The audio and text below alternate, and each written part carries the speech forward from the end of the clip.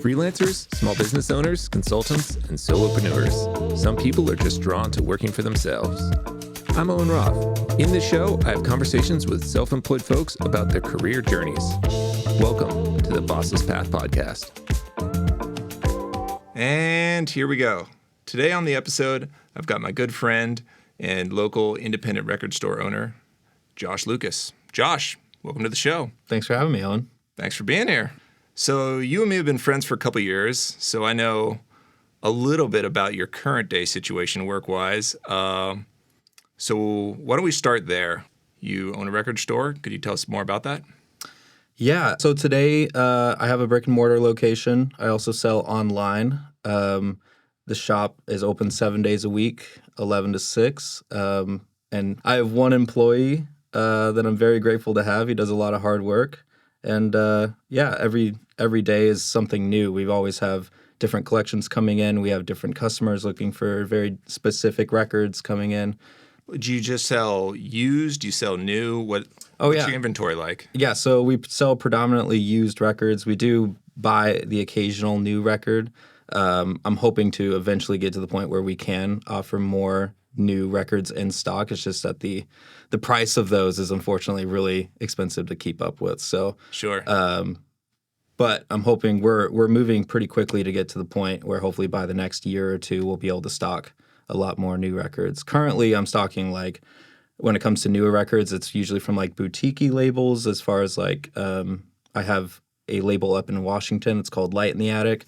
They do a lot of sourcing as far as underground funk soul records, city pop records that have never made it to the States. That's from Japan. Also, they have their recent artist that unfortunately just passed away, Sixto Rodriguez, is on there. Gotcha. Yeah. How'd you get connected with them? Just by signing up through a B2B. Okay. Yeah, business to business, wholesale account. Gotcha. Yeah. Right on. Yeah, they're cool. I like them a lot. Yeah. And then the rest of your inventory, I know, you source that locally mostly. Yeah, a lot of it is people coming through the door. I do get find the occasional Craigslist ad or Facebook Marketplace ad that people are, selling lots of records, anywhere from hundreds to thousands. Yeah. The thousands are kind of harder to go by just because there's a lot of competition. Yeah. And usually it's already been picked over quite a bit.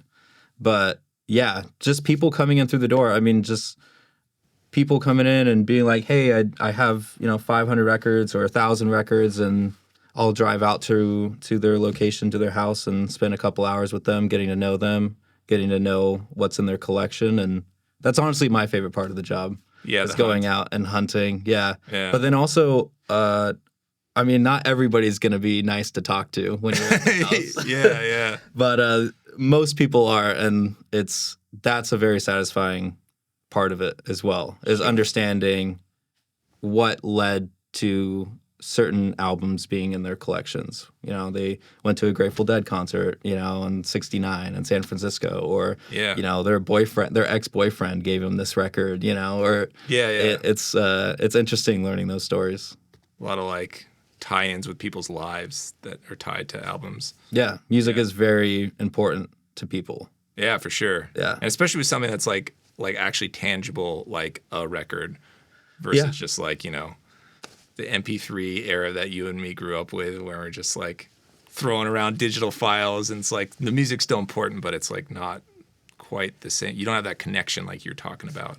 Yeah, I think that might actually be kind of a misconception, because just from learning from people in the past, as far as they can throw on a song from a particular album, or I'll be flipping through their collection and I'll pull out an album and they'll be like, oh my gosh, I remember listening to this, at my grandparents' house, in the summer of, 72 or whatever, or I remember going to the drive-ins and this was, playing on the radio, and that's where I first heard the song. And I feel maybe it's a projection on my own part, but I feel like I do that as well. And it's a very important aspect of people's lives where I feel like a song will come on and it will bring you back to a certain point in your life, Sure. Or a certain memory.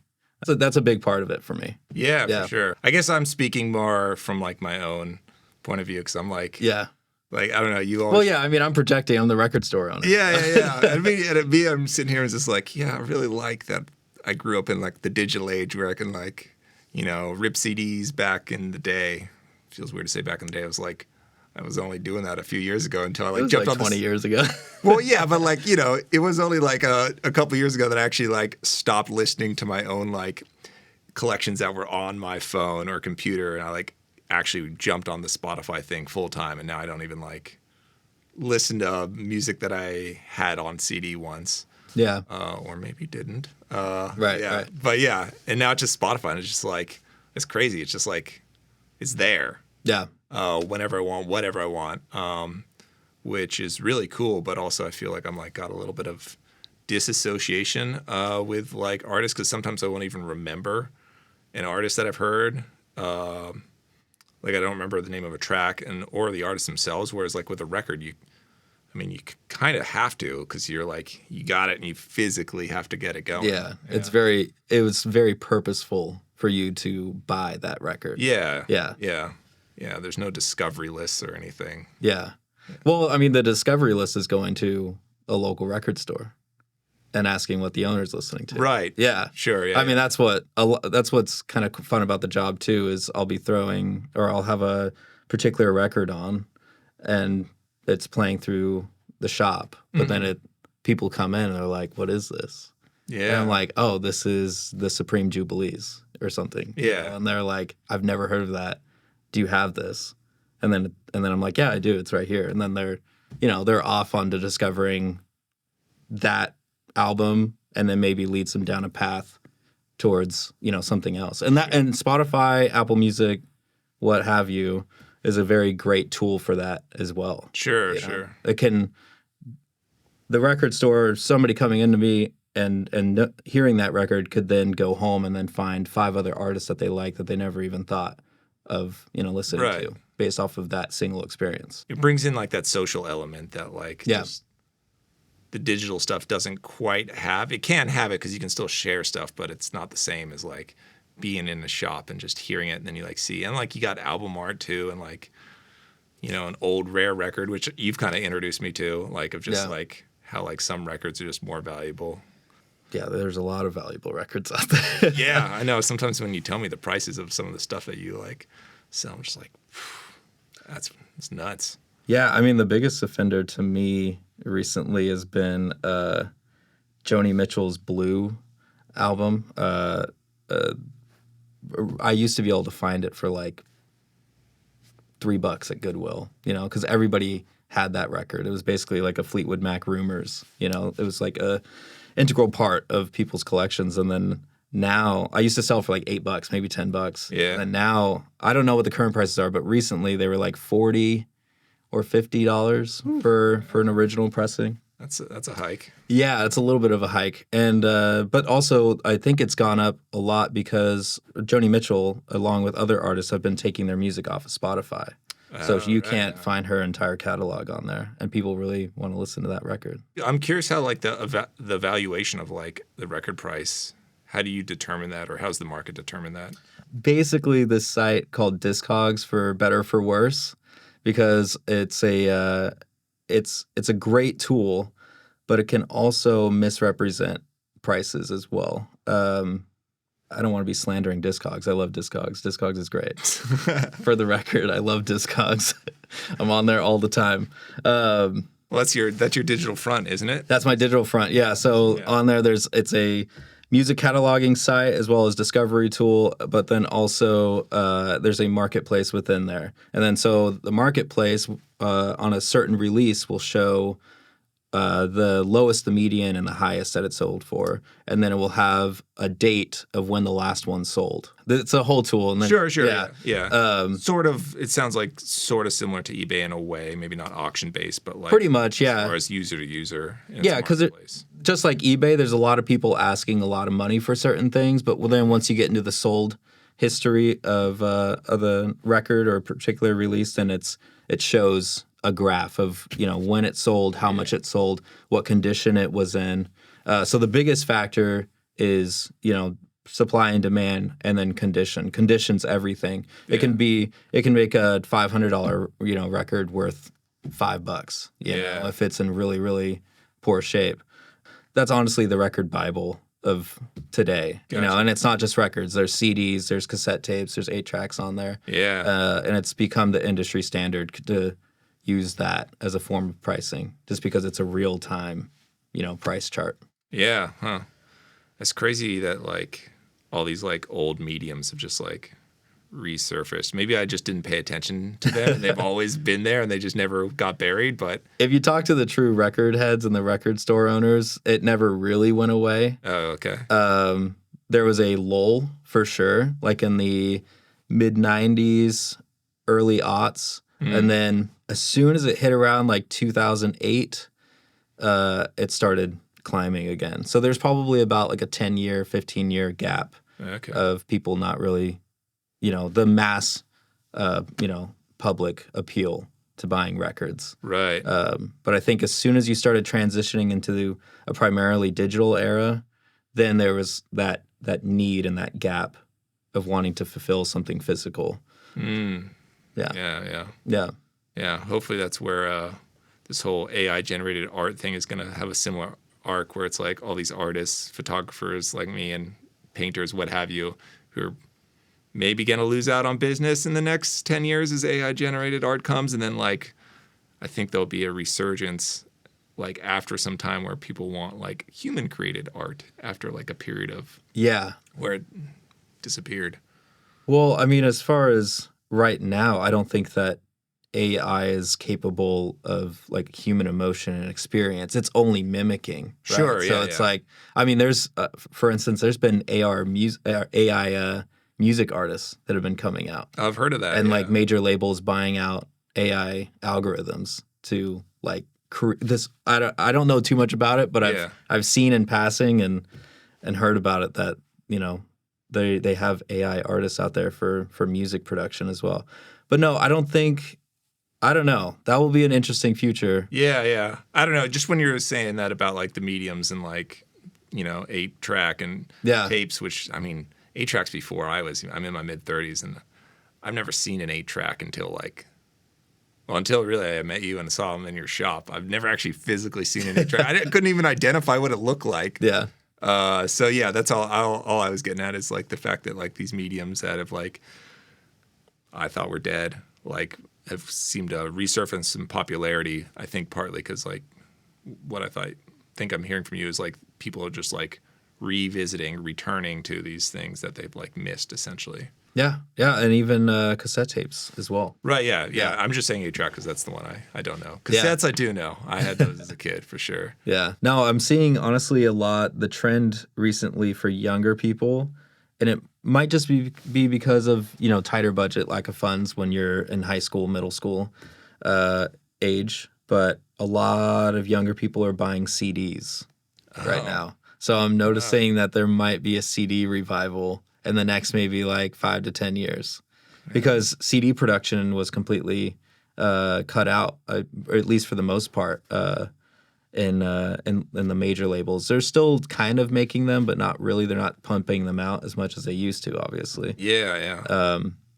But yeah, it's interesting because it's the last like vestige of affordable physical media right now, just because record prices have shot up so much. Yeah. There's even some cassette tapes that are, you know, or at least like cassette tapes, one, don't have the reliability that a CD does. For sure. But yeah, CDs are like $5 in my shop for most of them. Okay. You know, it's like, Yeah. it's an easy, you get $5 and you get a whole album. You know, by your Yeah. favorite artist in a physical form with a booklet and liner notes and all that. Right. Yeah. Yeah, I heard, I don't even remember. It was some podcast. It might have been a Planet Money podcast, but about like how for the records, like pressing records, they don't have like new equipment to do it. And they just have to reboot all these old record pressing machines from like, you know, however long ago, and they can't keep up with demand, which is probably partly what it sounds like. So the price of records are. Yeah, there was a huge production issue in 2020 because there was a lack. Well, actually, going all the way back to like 2019, there was a huge fire at a polyvinyl manufacturing plant, the largest in the U.S. Okay, I don't know about pre-pandemic. Yeah, and then COVID happened, and everybody was staying at home, taking life a little bit slower. Yeah, started getting into records, different hobbies, and then that increased the demand, and then they just couldn't keep up. They're still trying to, fulfill backlogs of reissues and records that have just been long out of print.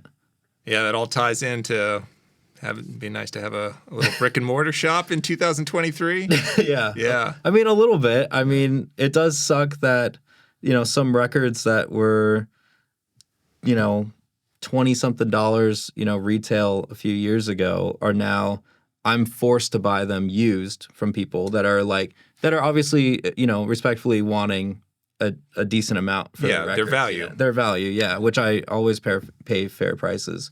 But then to turn around and then flip it onto the consumer and be like, yeah, so that $20 record you really enjoy, a few years ago, it's $75 now. Yeah, Or for people that are just getting into the hobby, it can turn them away. Sure, as well.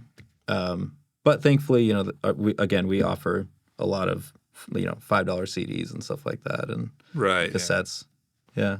Let's rewind a little bit to the chronology of your working career. So today you got we haven't even mentioned the record shop's name.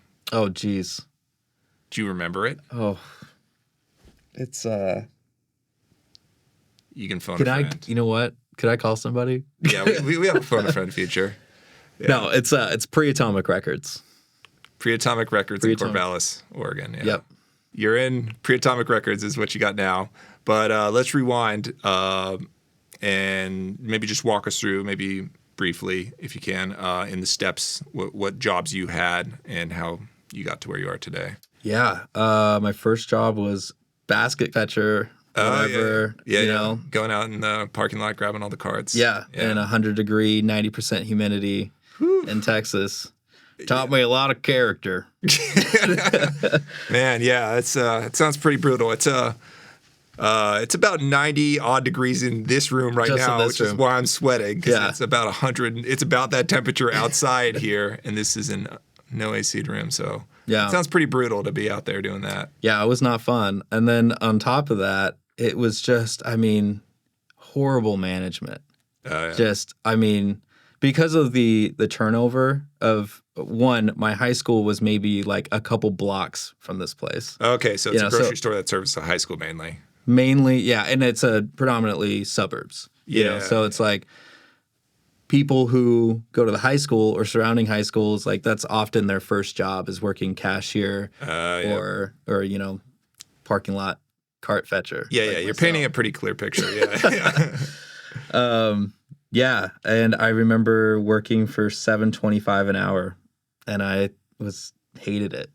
And then they promoted me to dairy stocker, which was honestly a lot more fun. I could just put in headphones and stock milk and cheese all day. Oh, yeah. Sounds like a little bit cooler, too, if you're in the refrigerator. It was a little bit cooler. I was, yeah. Yeah. Yeah, and also, maybe take the occasional chocolate milk, but don't tell them that. All right, your secret's safe here. Yeah, no one's going to hear this anyways. Yeah, no, they'll hear it. Yeah. This is going to blow up. Yeah, okay. Yeah. No. But anyways, and they were like, yeah, we're promoting you to dairy stocker. I'm like, great. What's the pay? Cool. So you're getting a 10-cent raise. Oh, yeah. Cool.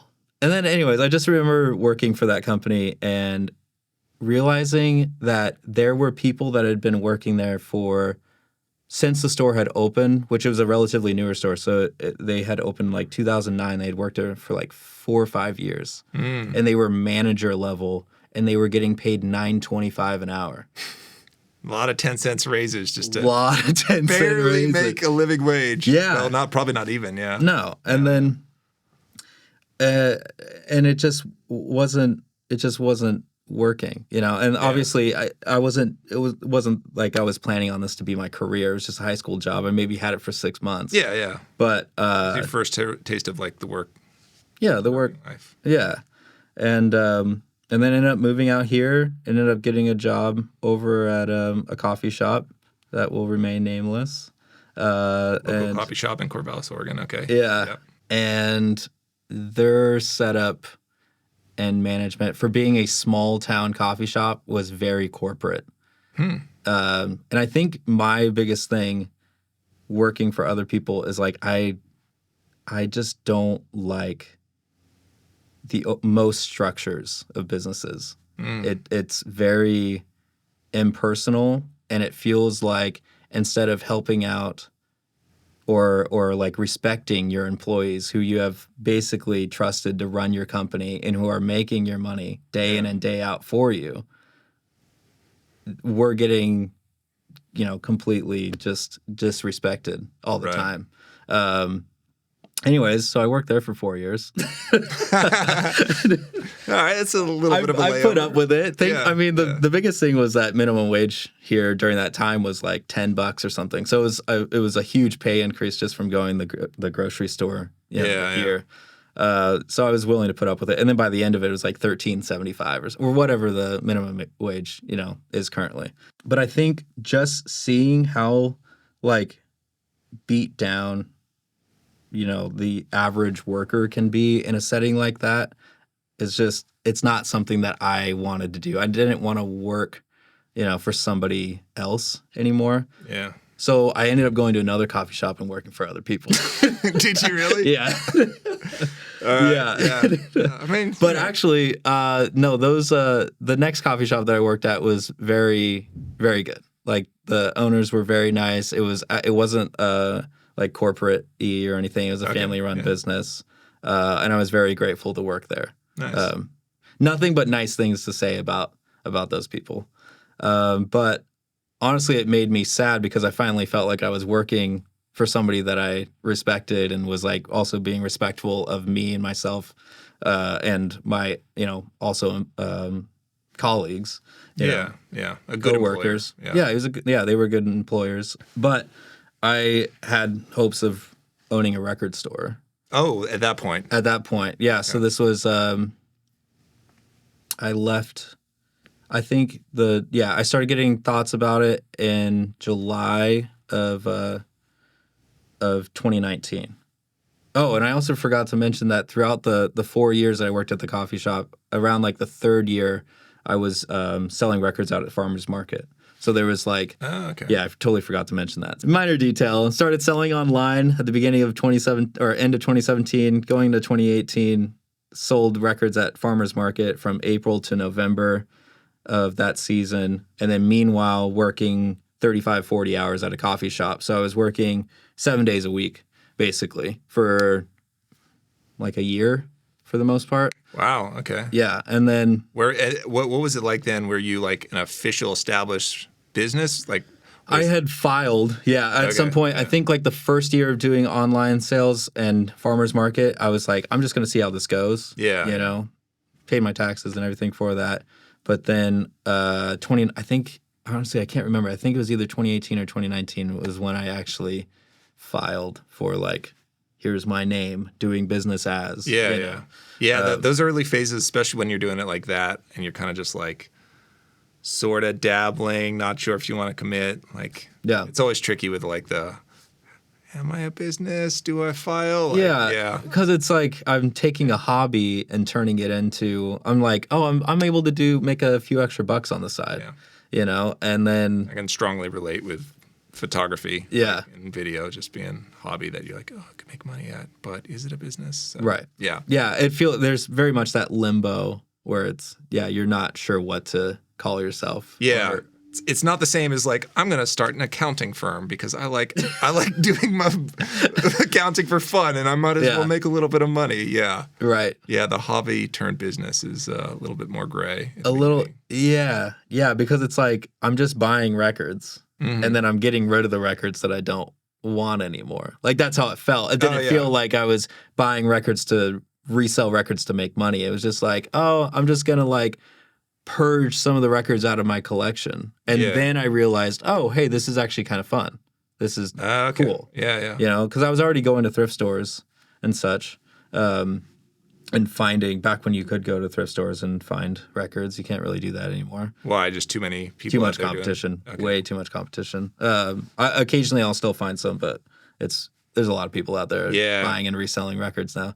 But yeah, so I was kind of in that a little bit of a perfect position where records hadn't totally like exploded yet, and was thrifting, amassed way too much, at least in my mind, of what a person should have in their collection.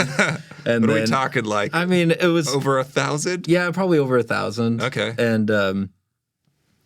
And so then I was like, okay, I'm going to start selling some of these, because I know that I found some records at Goodwill that were, I paid $3 for, but they were worth $200, wow. just from doing the research and, going in and knowing what to look for. But so I was like, cool. That was $200 extra this weekend, Yeah, it's a big pop for just like a one-off thing you got. Yeah, $3. I mean, what is that? 5x, 6x my money? Or sorry, 60x, I mean. No. I'm not the accountant. I'm not the... Yeah. Clearly, yeah. Anyway, so I was selling that, doing farmer's market, started getting good feedback on, on the possibility of people are like, do you have a location, like another location downtown? And I'm like, no, I just sell it here. Like, this is the location. Yeah, this is the location 1 day a week for the next 6 months, and so I was out there doing that, and then it's just started kind of turning. People were coming up to me and being like, I have a collection, that you should come out and take a look at. I have a storage unit that's filled with records. So all of a sudden it became from me, hunting for records at Goodwill to I'm standing out there for a few hours a day and people are coming to me and being like, please come buy these records, And so that was starting to kind of get the switch of like, okay, this is becoming a little bit more serious, Right. And I learned a lot doing that, I bet. I'm still learning as far as, going through collections all the time. There's a lot of stuff that I recognize from the get-go. And then as soon as I got the next coffee job and worked there for 6 months, but still doing that, still doing farmer's market, still working all the time, selling on Instagram, selling on Discogs as well, some of the more niche stuff, Yeah. Then I was like, I think I'm going to turn this into a store. I think I'm going to do that. Okay. And that's what ended up happening. Thankfully, I got really lucky. The guy who was kind of in control of that section of farmers market was also an owner of like maybe 75% of the businesses buildings downtown. Oh, yeah. And so I already had my foot in the door that way. Yeah, as far as a retail space. And he had a little spot, that was, and I'm comfortable saying this, was like $450 a month, and I'm thinking, geez, like that's super doable. It's not in an amazing location. Right. It's situated right by Starbucks, and but it was kind of like tucked away. And they're in this little kind of mini mall, it was just a suite and like a mini mall plaza thing. Yeah, and I know where the location was. It's about when I met you, actually. But at least you were downtown, which is right. huge, yeah, I wanted to be downtown versus being like, for those who don't know Corvallis, like in Northtown or somewhere that was away. You need location's everything. So that was good that you're in downtown, even if the storefront itself wasn't ideal. Yeah. It wasn't even really a storefront. It's like I had no sidewalk visibility other than a sandwich sign. So it was like, but it was cheap. Yeah. And it was downtown. And I figured that honestly, it took a lot of persuading from like other people that I was talking about, particularly my parents. That were kind of talking me down from looking at this other place that was more centrally located downtown, but it was like $1,900 a month. This is a spot that I could have seen myself in for years. The more expensive one. The more expensive one. Yeah, but then you got that 4X. But then it's like, this is a new business, and do I want to shell out $1,900 a month, on a major risk? So went with the 450 one. And it was working out really, really well. November of 2019 was when we opened. Okay. And I was like, shoot, I'm making not a ton of money, Yeah. but it was my money. You know, it wasn't money that I was getting paid $13.75 an hour for. I was making, you know, $25, $40 an hour. You know, now You're making a living. I'm making more than what I was in the past. Yeah. You know, working for myself, and it was starting to pay off. So you open the shop, you get convinced, or it sounds like you supported pretty well, like as far as like people giving you whatever advice and all that. Like you said, your parents have been helpful with that. Yeah. Was it a really difficult decision? Like, did you stress a lot about opening it? It sounds like there was the decision between like renting an expensive place or a cheap place, but just the idea in general, was that a big leap? I mean, the idea in general felt crazy. Yeah. Yeah, because honestly, it's one of those things. I'm very good at visualizing, like a place or something that I want to happen, and then in this case, you know, the record store.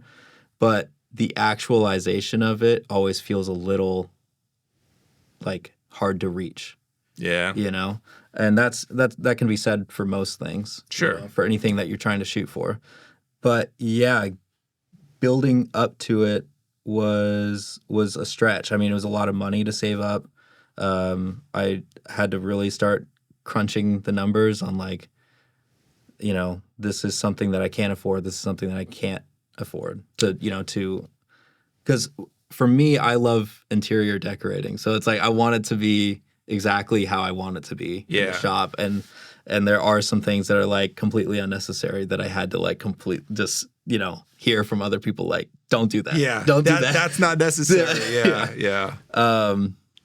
But also, I was saving up a lot of money because there was this one collection that I drove out to right before opening. It's like out in Lake Oswego. It was like 5,000 records.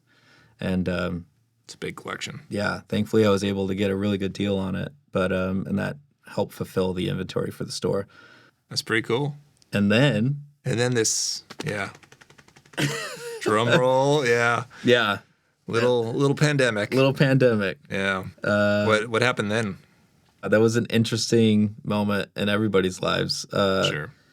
And it wasn't an immediate switch for me. I honestly was just like, wow, I've been working. You know, there's like that moment where it's like,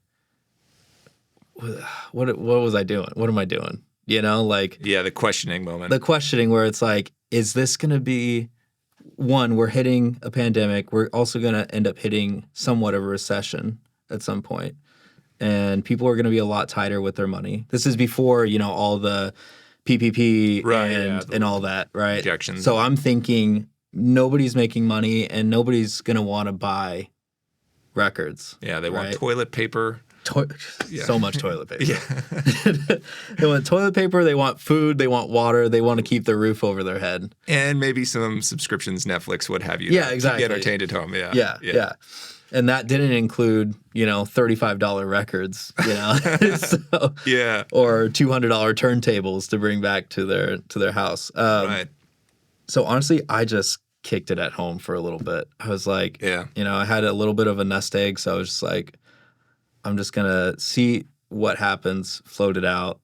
You know, I honestly, they were saying in the beginning, I mean, they were like, yeah, a few weeks, this will be over. By July it will be over, you know? July comes and goes. But honestly, I gave it about a month of just kind of taking it easy, just at home. Hey, everybody stay home. Yeah. Close your doors and just close your doors. See what happens. Yeah, just see what happens. But then I was like, then I started seeing what other record stores were doing, you know, kind of getting inspired as far as on Instagram. I was seeing people do live sales, you know, I was seeing people do story sales where they're taking a picture of a record and like $25, you know, accepting Venmo, we'll home deliver, you know, stuff like that. Okay, getting creative. A lot of people started creating websites, you know, because honestly, a lot of these older record stores, they're like, you know, ones that have been around for 40 years, they don't have a website. Yeah. They have their customer base coming in and day out. But anyways, I just started throwing a lot of stuff on Discogs. I got a lot of support through Instagram sales, just posting a story, saying, hey, these records are 20% off, just Yeah. for a pandemic sale. And, then I'd make quite a bit of money in a little bit of time, and spending a few hours, at the shop, and doors locked, just me in there. Yeah. Were you which was sourcing records at that point? Not really. That was a little bit tough. There was the occasional, I would say probably not in the beginning of the pandemic. Like, I wasn't getting like house calls or people, being like, hey, I've got records to sell, Yeah. which is understandable. I don't want to go over to anybody's house and Yeah. possibly die, and neither do they want me bringing in, the Sure. COVID. And so, yeah, that was kind of just a lull. I was just selling off inventory that I already had. And then I'd say like towards the end of summer, maybe fall, then people were like, okay, we kind of understand what this is, 6 feet away, masks, all that, Yeah. I wasn't necessarily going to people's houses. They were already had them out in like their garage and open garages and stuff, and then just letting me flip through them. Yeah. Write them a check, hand them cash, whatever. But yeah, there's a face-to-face element towards the end of the summer of 2020. Yeah, I was not making I was back to making minimum wage. Yeah. Is what it basically was. Which was fine. But yeah. So that was an interesting time. Yeah. Yeah, that must have been really wild just to have it, because it sounds like you went out of the gate the year prior at the end of 2019, and it sounds like you're doing pretty decent for a brand new shop, and then to have that unknown, well, a million unknowns from the pandemic, but that one where you're just I just finally quit my job and got a brick and mortar, and yeah, that must have been crazy. Yeah, and the thing was too is that I tried applying for the PPP, but it was set up to where you had to show a net profit for the year of 2019. But because I had spent so much money building up, that I had shown a net loss, so there was no way for me to get any sort of money out of it. And then I felt weird about taking unemployed money, because it's I'm technically not employed, I'm self-employed, and then it was just a whole weird thing, Yeah. But this will be the first real year for my business. 2023 is the first real year, meaning First real year. unimpeded by COVID. Yeah, and, unimpeded. Yeah. Okay. Yeah, which is weird. Because I'm coming up on 5 years next year. It's doing okay. It's working out. Yeah, we're doing good. Yeah, and you've had quite a bit of growth actually since that first year in your first storefront. Yeah. Well, actually, really just the whole generation from going farmers market just one day a week to getting that first brick and mortar, and then you moved locations. Yeah, so I was in that original spot by Starbucks until June of last year, of 2022. A spot had opened up more centrally downtown, an actual storefront, in a very popular section of downtown by some of my favorite businesses down there as well. And right around the corner from the farmers market that you and right around which is great Saturday business, I assume. Yeah, Saturday's always slamming. Yeah, the move has been the best thing for it. It was already doing somewhat pretty well starting to kind of get out of the pandemic and into 2022, 2023. But going from there to being, there are people that are coming in to this day and being like, I didn't know you were here. How long you been in business? Really? Almost 4 years. And they're like, when'd you open? November 2019. Oh, yeah, that's why. Yeah. Then they're like, I haven't been out of the house since, this year or whatever. And But you only have been in your current location for a little over a year. So it was a little harder to find you. Yeah, it was harder to find me in that location as well. So that's another factor. People weren't going out, and I was hard to find. And it's funny because people always misremember. They're like, you were downstairs in that building. And I was like, nope, I was actually upstairs right there or on ground floor. Yeah. But yeah, no, now that I'm more visible, it's been continuing to grow, which is cool. Yeah. And then another change was like you hired someone, so you had some help around the shop too. Yeah, that was a weird thing for me. Was it? Yeah, because it's a relinquishing, you know. And for the longest time, it's just been me, Sure, you know, and the occasional friend to help me go look at a collection, or I need this day off, you know. Can somebody watch the shop, you know? right. To hire somebody, thankfully they're a friend, you know, as well, which is cool, and they are a very trustworthy person, and they do stuff that I don't even ask them to do. Mm-hmm. You know, they're a very forthright and, you know, self-contained individual where they're able to, you know, just work and do things, and I don't have to tell them to do it, which is really, really easy, which makes me worried about the next person I might hire. Yeah. You went out the gate with like almost the perfect employee, and now you're just like, well, what happens? Yeah. Like, the bar's too high. The bar's too high. The bar's too high. But, and I hope that he feels this way, because I try to communicate that it should be this way.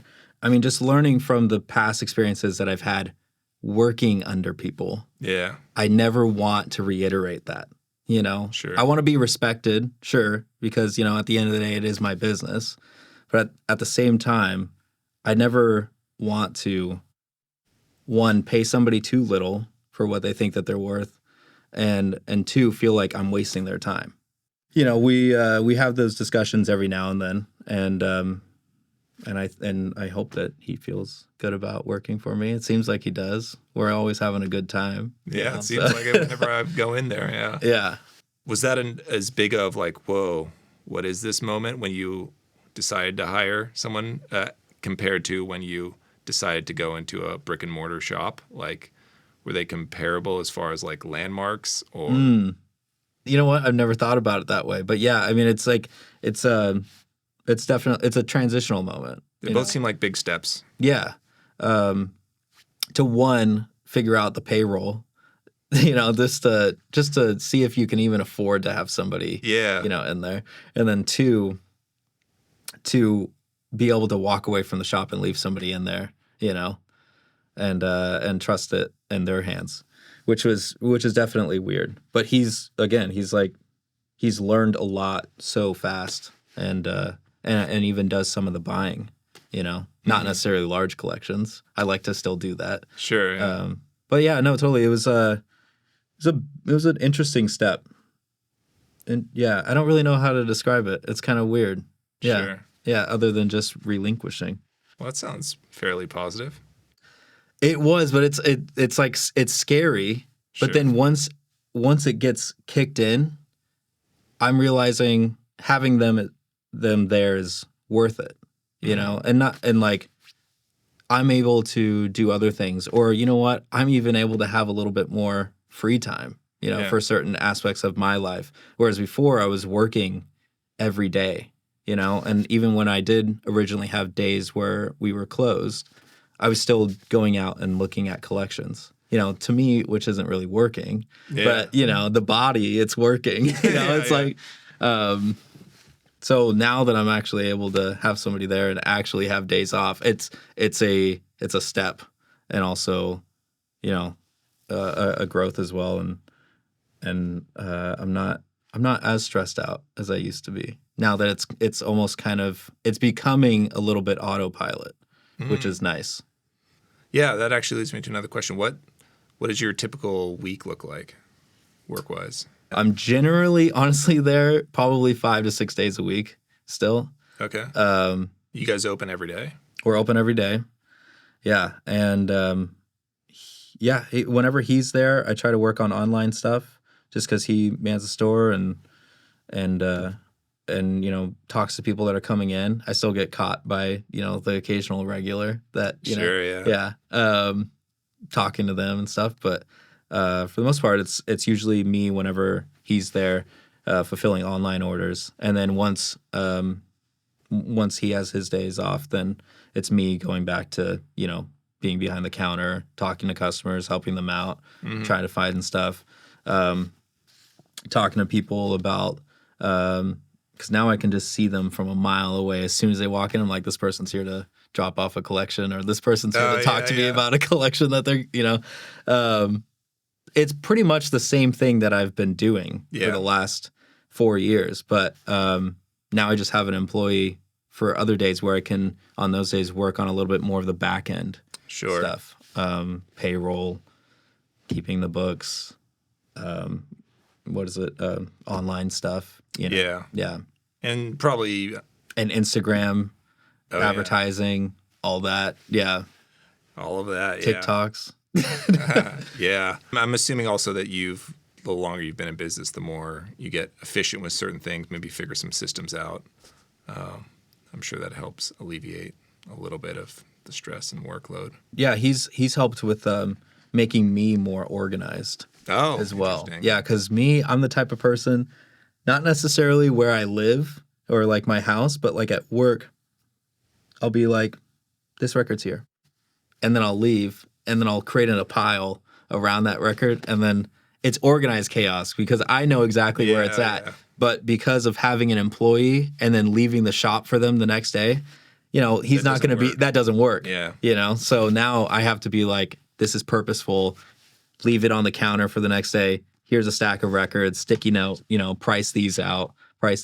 These we don't own. We've got this collection's coming through. We need to call this person. Yeah. Have a check ready in the cash box. Yeah. Yeah. Yeah. I like the organized, messy descriptor. That's how I am with like my life. It's just like my place looks like it's chaos. And in some definitions, it probably would be the place I live. But to me, I'm just like, oh no, I know where it is. Oh, I need my hiking boots. I know exactly where they are. Exactly. Like I know where that one SD card is out of like the 20 I have. Like I know where it is. But yeah. Organized, messy. It's a real thing. Yeah. Yeah. What do you see for going forward as far as PreAtomic? Do you see like more employees? You kind of hinted at that a little bit. Do you want to become more hands-off? I don't know. I will never become completely hands-off because that's just not... I love music and love records too much to be like, go off and, There's a reason you started. There's a reason why I started. Yeah. That's like also the constant battle of being a business owner, because it's like there is a little bit of like a self-affliction almost, where you're like, why aren't you doing this? Oh yeah. Why aren't you doing that, dude? You've been putting that off. Why aren't you doing that? And then then it's like, well, because I'm, it's working out, it's doing good. I'm doing all right. Yeah. Like I want to go to that concert and like, Yeah. And also, having the days where like I've gotten a lot better at it, but especially when I had an employee and there was days that are my days scheduled to be off, Yeah. Because it's like I have 5 days to do whatever I want, but then, this is my weekend sort of thing because I have an employee to do that. Yeah. I was like, Josh, you allowed yourself some days off, just do it, But it was tough. Like it was weird to like not go into the shop, every single day for the most part. So you find yourself like in that, it's not maybe workaholic, but like you're on that end of the spectrum, do you feel like? Maybe, slightly, yeah. But yeah, maybe, I don't know. I guess the first step is admitting it. Right? I don't know if I'm even past the first step yet, but yeah, a little bit of a workaholic. Okay. Yeah. I mean, which is understandable if it's something like what you have, a brick and mortar shop that you've worked hard. And we haven't even touched on all the work that went into actually prepping your current location. Oh my God, that was true. Like, yeah, that was a huge amount of time and money that went into that. And it looks fantastic. Thank you. But it's understandable that you would be passionate about working because you have a really cool thing going on. You want to like make sure it succeeds. Yeah. Well, thank you. Do you find it's easier now that you sounds like you're able to find that like work-life balance a little bit where you can actually unplug on your days off? I don't know. Again, I mean, just going back to that aspect or being, a small business owner, it's like, it's tough to allow yourself to be complacent. Sure. A little bit, so But no, but for the most part, yeah, I feel detached on my days off. I will get the occasional phone call, as far as like, questions from my employee and stuff like that, but that need to be addressed, but or a text message or whatever. But for the most part, he knows that it's my day off, and I don't tell him that necessarily. He just was like, "Dude, I'm not going to talk to you really on your day off. If I have a question, do your thing." Which I don't. I do the same. I don't send him a work related message. Yeah, pester him on his time off. Yeah. But yeah, no, I mean, the shop being now a full year into the new location and having an employee for the last 8 months or so, give or take. It's allowed that control to be, again, relinquished, into somebody else's hands for a few days a week, where I can kind of step back. There will be a string. I don't know how it happens, but it just happens where like I'll have 7 people walk into the shop that want me to come take a look at their collections, and I have to divvy it out within like, a 2 weeks time span, and usually that will be, hey, I'm off Sunday, Mondays. Well, I'm not. But yeah. So then it ends up being like, okay, I'll come out Sunday. Oh, and then you know what? The next person I'll schedule you for 10 a.m. or whatever evening, afternoon, right, on Monday. Take that collection back, unload it. Then I can't help myself from digging through it again and being like, looking up prices and but they're kind of probably getting into it. And then it's kind of fun. It sounds like, so it's like work, time off. Exactly. Like, but there's more to life than working, right? As much as I love it, it's also like I'd like to, go out and have different experiences. Sure. I think that actually is a point that I struggle with the most, but on the flip side of where you're at. I'm on the other side of the coin where I think I prioritize play a little bit too much. Oh, yeah. And then like when I don't have work in front of me that is like paid work, me like pushing myself to like get paid work via like self-promotion or like other projects that might lead to work, like I kind of neglect it a little bit too much because I'm prioritize play. So it's like I actually strive to be more like what you're talking about in order to like, find a little bit more success in my business. But that's interesting you say that because I remember asking you to play Rocket League the other night, and then you said, "Oh, I got to do work." So who are you playing with, Owen? Because anytime I text you, it's I'm busy. Yeah. So no, I mean, let the record show. Also, yeah. Well, there's a priority. There's a long list of friends. Okay.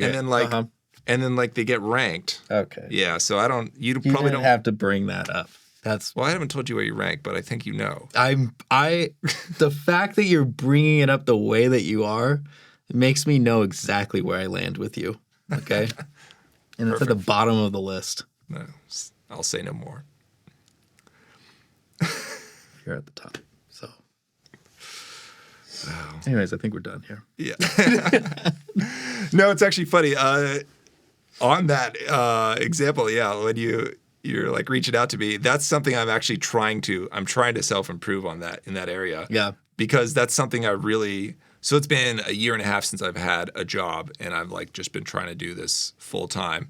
And that first like 6-9 months was just like, it was a bit silly. I treated it a little bit too much like a retirement. Okay. And I would prioritize things like that when friends or whatever, something popped up like, oh, do you want to go mountain biking tomorrow? Whatever, someone would say that. Or I'm like, oh, I can go play soccer today. And I would prioritize all that. And then guess what happened? Like during that period of time, very little work-wise. Yeah. So I reached a point where I'm just like, I did an assessment. I was like, Owen, you've got to have some discipline. And just because you have the flexibility in theory to say yes to like friends and opportunities to do fun stuff doesn't mean you should every time. Yeah. It also doesn't mean you can't. Yeah. But like you need to be selective. And when you're working on something and you need to get it done, or I've made a commitment to getting work done, I need to actually do it. I need to grow that muscle to say no. Yeah. And like that's where I'm at now. And I'm starting to do it. And it's like, in a way, it feels good because it's a little bit self-empowering. That I'm like, oh yeah, no, I actually resisted and like said no to playing video games with my friends. Yeah. But then at the same time, I'm just like, man, but I probably could have like worked it out where I could have like actually said yes and played video games and then like done the editing that I was doing another time. But yes, but then it's that slippery slope of just like, well, then when's it gonna get done? Yeah. Like, so. Slippery slope is a fallacy. You would have gotten it done. But yeah, no, I get it. It's like putting it off. Yeah, and I feel like in my line of work, especially with some things, when it's not like an actual shoot, going out to like recording a podcast like this or something, if it's computer stuff where it's editing a video or editing photos or pre-production planning, much of it is moderately flexible within when I can do it, time frame wise. Yeah. So that's a really dangerous thing for someone like me, because someone like me will just be like, I'm going to maximize that flexibility and I'll just do it later. But then sometimes it does, like later becomes way too later. It should be earlier. Yeah. So yeah, that's an area I've been trying to grow in. And unfortunately, friends like you, at the cost of it. Yeah, they suffer a little bit. So yeah. Oh man. I'm just out here trying to be successful. No, hey, that's good. Yeah. I'm happy for you. We repaired our friendship. Uh, Oh no, okay. Yeah. No. All right, never mind. No, we're fine. We're good. You bring me back to a time that I forgot to mention that was I quit that first coffee job because I was like, oh, I'm going to try to see if I can do like pop-ups and like just sell online and make that like my gig. Records. Yeah, records. Yeah. Didn't get any work done. I had to go back to a coffee job. Oh yeah. I was like, yeah, this isn't sustainable. I'm not this type of person. I'm gonna go back to that and then, start an actual physical location that I know that I can run and be in and day in and day out. Yeah. Whereas like online was not my forte and like trying to navigate all that. But yeah, I did that for probably like 4 months. Mm-hmm. Not successful. Yeah. Well, I mean, it's a learning experience, right? Yeah. Yeah, I've had that too. Like, I think that's what I discovered. So when I mentioned that, like, first 6-9 months of just being fully self-employed, Yeah. like, I started realizing, like, man, I'm not getting any work done. I'm just like, oh no, today's my weekend day and tomorrow is my work day. And then like that day would come and like, no, actually today's the second half of my weekend. And then like the next day will now be my work day. Exactly. So I started like, I think one technique I used was like a stopwatch where I'd just be like, all right, I'm on the clock, and I like start a stopwatch. And anytime I'd take a break, whether it was like, to go run an errand or like grab lunch with a friend or something, I'd stop the stopwatch. And then at the end of the day, I'd be like, this has to read 8 hours at least. Yeah. Or else like you failed. And it was like my method of accountability, self-accountability. But that's a good method. Yeah, I mean, but honestly, like a lot of times it'd be like, it'd be like 6 hours. It would say, and it would be like 11:30 midnight, and I'd just be like, well, what am I really gonna like to satisfy myself? Am I gonna like push into like 2 a.m. to like round out those hours? Are those gonna be productive hours? Yeah. So, I don't know. It was a tool that like it helped, but I had similar experiences, and I still do, to be honest, with what you're talking about of that period of in between the coffee shops for you, where I'm just like, I don't know, like it takes a certain mindset to like be self-employed. And like when you have like a device that makes you commit, like getting a brick and mortar, I think that there's a lot of value in stuff like that. And I'm personally still trying to find a device that actually works well for me. I'm constantly like searching to be like, oh, what can make me like commit to my business. Totally. So it's a perpetual like experimental phase of just like, okay, well, this doesn't really work for me, so I'll try this. This will hopefully get me my butt into gear, and always making changes. Yeah. Yeah. That time was very, very weird for me. Didn't make my then girlfriend very happy that most of the days I was just sitting in the apartment. Oh yeah, yeah. But yeah, that was an interesting time. I felt like I couldn't push myself to like get anything done for the most part because it was so work from home aspect, which I understand the whole work, not to talk about the pandemic stuff. Totally, I understand the whole work from home thing, but for me, it was too much distractions. You know? Yeah. Oh, that's where I live, man. Yeah. That's part of my issue. Like, I have this computer. Why would I do work stuff? Why wouldn't I just play games? Right. Why wouldn't I just play Rocket League with my friends? Yeah. It's like, so like but yeah, like getting a store and actually being like, it's a environment to where I can focus. Like it's an interesting switch from whenever, from like most of the time, 99% of the time I go to the shop and I'm like, I want to just get things done, Right. I think it's just being in that environment for me that helps kind of kick things into drive of like, because I see everything that needs to be done. Right. I see a pile of records that needs to be priced. I see, a note of, a name and a number that I need to call, to go out and buy a collection. I see, a stack of records that needs to be thrown online. Right. Because, I mean, for the most part, in the beginning, if I wasn't there, if I wasn't doing that stuff, I'm not making money. Right. Yeah.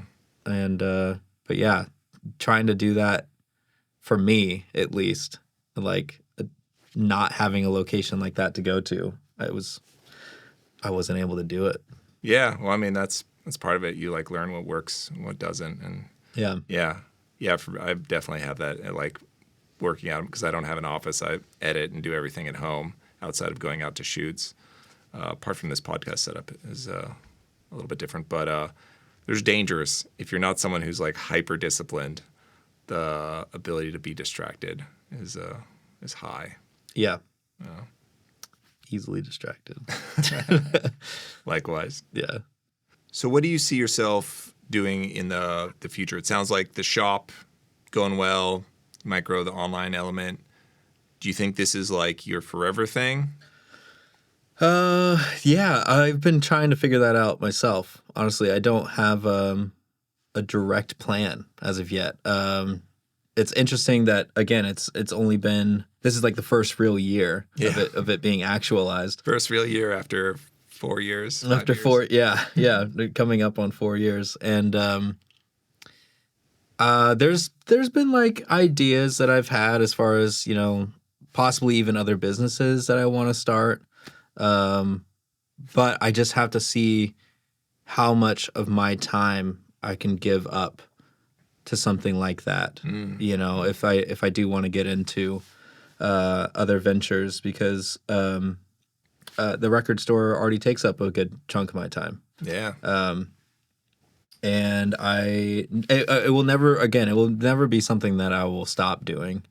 I love the record store. I love being, affiliated and consumed by the culture around it, and my customers, my regulars that I have developed relationships with. I mean, those people are, everything to me, my business. And,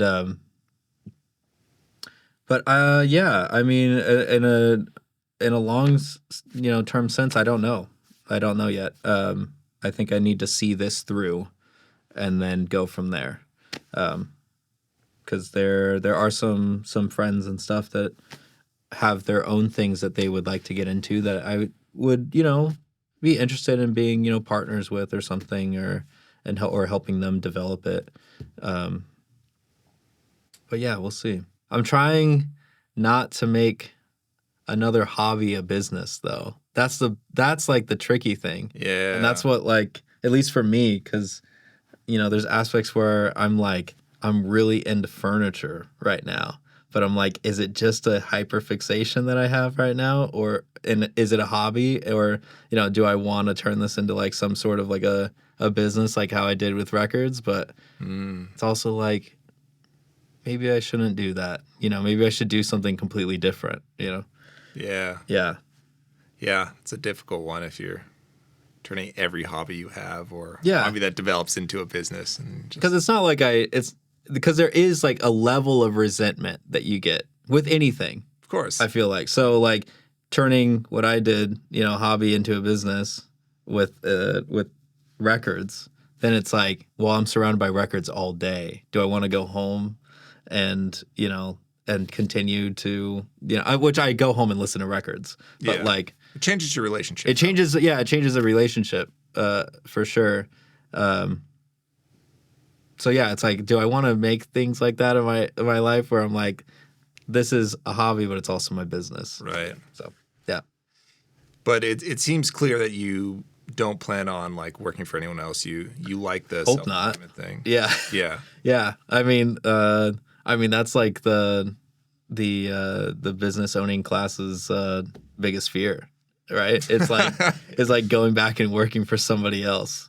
I mean, oddly enough, like funny enough, It could be, yeah. Yeah. I mean, I could see myself having employment in the future. Yeah. I think some people, for some people, I think it's clear they're like, I'll never work for anyone. Yeah. And then other people, they're like, well, maybe.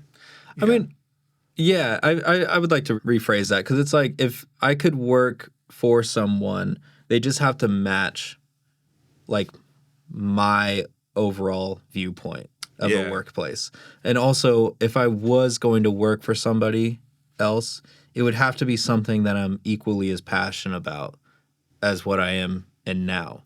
Right. Because it's like what I'm doing now is enough to, put a roof over my head, food, pay the bills, plus extra on the side, then why would I put myself under scrutinization of somebody else?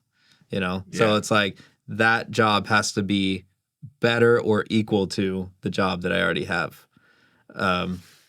Or just making a lot more money too. No, but fueled by money. Fueled by just power and greed. Yeah. No. Yeah, you're a perfect American. Yeah, thanks. I bleed red, white, and blue, brother. But yeah, no, so it would have to be something that I'd be equally passionate about and or matches my overall idea of what a workplace should be. Gotcha. Yeah. That makes a lot of sense. So do you have any advice for anyone who's, at the beginning of their path that they're considering going down like a bossless path, a self-employed path? Are you asking me for advice, Owen? That's so sweet of you. Yeah. I would love to be your mentor. No, I'm just kidding. You're doing great. You're killing it. The biggest thing for me was imposter syndrome of like, this is like, I'm not good enough, to be able to see this through. Right.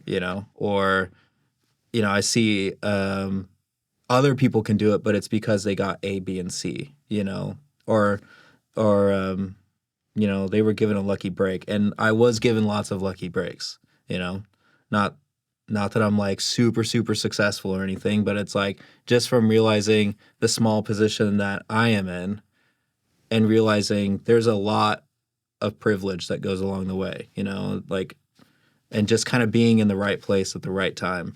And then there's a lot of hard work in there too, Yeah. But I think it's just trying to believe in yourself to see it through.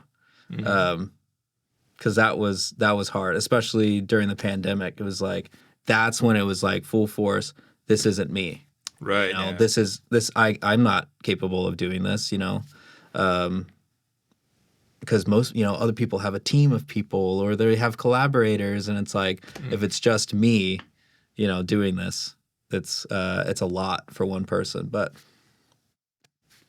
I think it's important to utilize the people that you have around you, ask for help, have those people that check in on you and care about you and want to see your passions get pushed through as well, and because it really does take a village, to raise somebody in any like part of their life. And that just so happens to also be, whatever career path or what passion you want to follow. You have to have people around you who are going to help you actualize that and see that through. So yeah, I would probably say just like believe in yourself get a good group of people around you. Yeah. And then from there, put in the work, because people around you, if you have people around you that are trying to cultivate good things happening within their own lives, right, then you can all bounce off of that. And I'm not saying that friendships have to be transactional or anything like that, but it's beneficial for everybody to be, kind of culminating together and trying to help each other out. Yeah, it's funny. That's actually, I don't know if we've even discussed this before, but yeah, I had like a little, after high school, I had like a little video production company that was like very, very small. And I only really did it because like I convinced 2 of my high school friends to like do it with me. Yeah. And I wouldn't have done it without them. Yeah. It was just like that support because like that imposter syndrome was so strong. Yeah. And I mean, I was like 18, so it's a fairly long time ago, 17 odd years ago. Yeah. And it's like, it wasn't until like a year ago that I like actually felt comfortable where I'm like, oh, you know what? I mean, there's other reasons why I hesitated not having a job. But it's difficult to go alone. It's super difficult. Yeah. And like, it takes a lot, like, and you feel like a fish out of water. There's an imposter syndrome, and you just like, it's like there's too much. You're not informed enough, especially coming from myself being like more on the like perfectionist end of things, where I'm just like, oh no, I need all of the things figured out. Yeah. Before I even step foot on it. But just like it's not really realistic because you'll just never get going. So yeah. And like most successful people don't do things alone. Like it's nearly impossible for somebody to just go out and accomplish a great task. Right. It takes an entire group of people. I mean, like, successful artists like Kendrick or well, except for Tame Impala, that is just one guy. If you didn't know that. No, but Trent Reznor, doesn't he? Huh? Trent Reznor. I mean, but he's got Atticus Ross to help him along the way. The rest of the band of Nine Inch Nails. I mean, I don't know enough about him. Come on. I thought he was a one-man show, but yeah. No, I mean, he is a very successful. But I mean, if you look at the people around him, it's the credits of the album are going to be, mastering engineer, whatever, Yeah. Team. Yeah. Yeah. There's a team for any project. Yeah. Yeah. But even if and maybe I'm misinterpreting you, but like, even if it's just like you doing a lot of things, but your team is just like the emotional and like social support of like embarking on something like that. Yeah. Yeah. They absolutely are and can be, Yeah. And then, but they can also like, help you out in other ways as well, as far as like, hey, can you run the shop one day while I go look at record? You know what I mean? It's like just to have those, at least like in the beginning of like trying to grow, that gray area of are you a business or is this just a hobby? Are you trying to figure this out? Sure. And then it's like little steps like that, which then help you out. Where can people find you, like at the shop and like online if they're not in Corvallis? You can find me at 211 Southwest 2nd Street, downtown Corvallis, Oregon, 97333. And you can also find me on Instagram at PreAtomic Records. You can find us on Facebook, PreAtomic Records. That's Google PreAtomic Records. Google us, Corvallis, and you'll probably find you. Yeah. Thank you. This has been a lot of fun, Josh. Thanks for taking the time. Yeah. And there you got it. This has been another great conversation. A little bit different than some other ones I've had since I know Josh so well. But yeah, if you've enjoyed this, then I invite you to subscribe to the podcast, keep listening. And until then, this has been the Bossless Path. Catch you later.